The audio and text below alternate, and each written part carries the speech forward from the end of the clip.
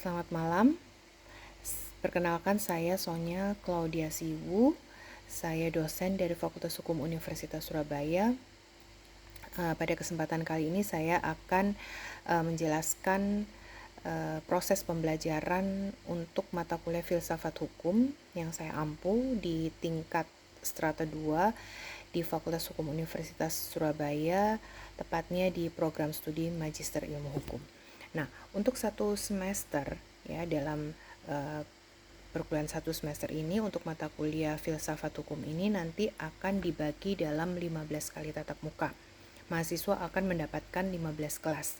Nah, 15 kelas ini nanti akan dibagi dalam 2 termin ya. 8 kali tatap muka di awal itu dipersiapkan untuk mahasiswa mendapatkan tugas ya, di mana nanti tugas di tengah semester itu akan merupakan kesempatan bagi mahasiswa untuk mendapatkan nilai gitu ya. Nilai boleh dikatakan ini nilai ujian tengah semester gitu ya, tapi dalam bentuk tugas. Nah, setelah itu kemudian masuk di termin kedua di minggu ke-9 hingga minggu ke-15. Di situ mahasiswa akan mendapatkan materi lebih jauh lagi tentang filsafat hukum ini yang tujuannya adalah mempersiapkan lagi lebih matang dan mahasiswa untuk memasuki ujian tengah semester. Nah, untuk di tiap minggunya ya, atau mungkin saya bisa menjelaskan lebih dulu capaian yang diharapkan gitu ya di dalam perkuliahan ini adalah setelah mengikuti mata kuliah filsafat hukum ini, mahasiswa diharapkan mampu menguasai dengan baik, utuh, lengkap, dan sistematis dasar-dasar filosofis hukum dan mampu mengembangkan gagasan ideal ya di bidang hukum, khususnya dalam menjawab isu-isu hukum di tengah masyarakat yang terkini ya, di mungkin yang masih tren untuk dibahas di dalam satu semester itu. Nah, untuk tiap minggunya ya, di minggu pertama itu tentunya seperti biasa kelas akan dibuka dengan kelas pengantar ya, yang di dalamnya nanti akan dibahas tentang apa itu filsafat, hakikat hukumnya apa, ruang lingkupnya seperti apa, dan kemudian secara singkat juga perbedaannya dengan teori hukum, dogmatik hukum, sosiologi hukum, dan kajian-kajian yang ada di dalam filsafat hukum. Sedangkan di minggu kedua nanti mahasiswa akan diberikan materi tentang aspek filosofis dari keberadaan hukum itu sendiri. Artinya mahasiswa nanti belajar apa sih yang dimaksud dengan ontologi hukum, aksiologi hukum, epistemologi hukum, ideologi hukum, teleologi hukum, dan logika hukum. Kemudian selanjutnya di minggu ketiga, di situ mahasiswa akan dijelaskan berbagai masa pemikiran hukum alam ya, yang merupakan salah satu aliran dari filsafat hukum.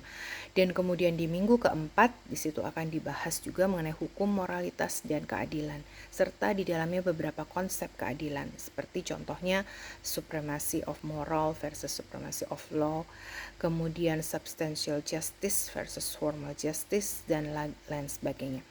Nah, selanjutnya di minggu kelima nanti mahasiswa akan dijelaskan mengenai mazhab hukum positif dan kepastian hukum. Dan di minggu ke-6, mazhab yang lainnya juga akan diberikan kepada mahasiswa, yaitu mazhab hukum utilitas dan kemanfaatan hukum.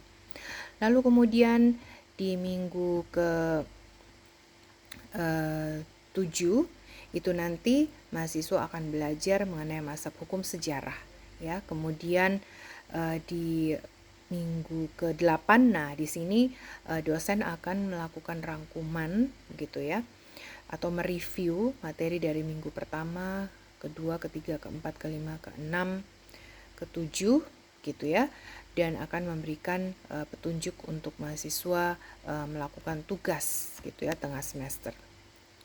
Nah, kemudian di minggu ke-9 nanti setelah mereka selesai mengerjakan tugas di tengah semester, minggu ke-9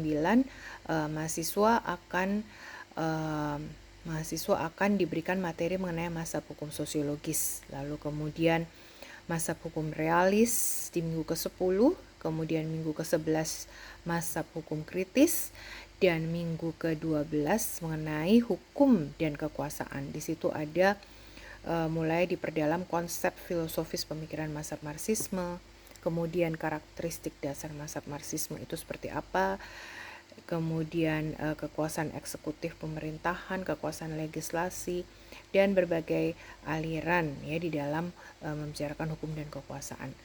Nah, kemudian di minggu ke-13 itu nanti mahasiswa akan diberikan materi tentang pluralisme hukum.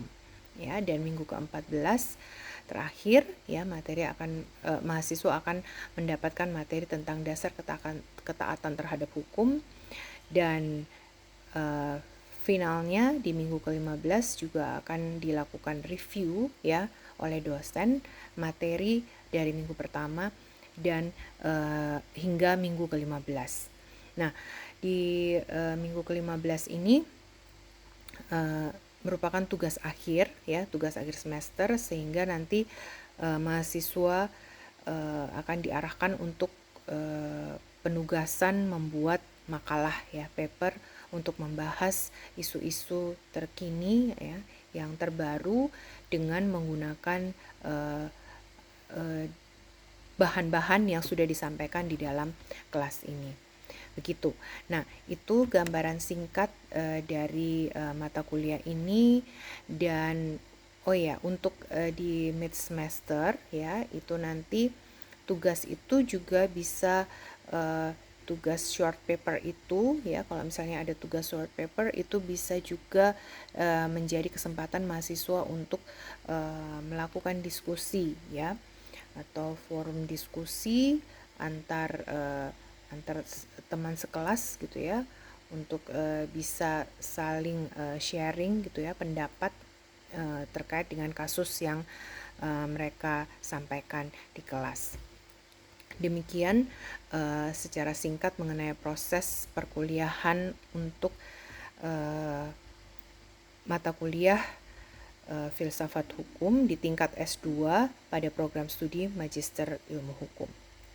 Nah, di dalam RPS juga itu nanti akan disampaikan beberapa daftar bacaan yang di situ nanti bisa menjadi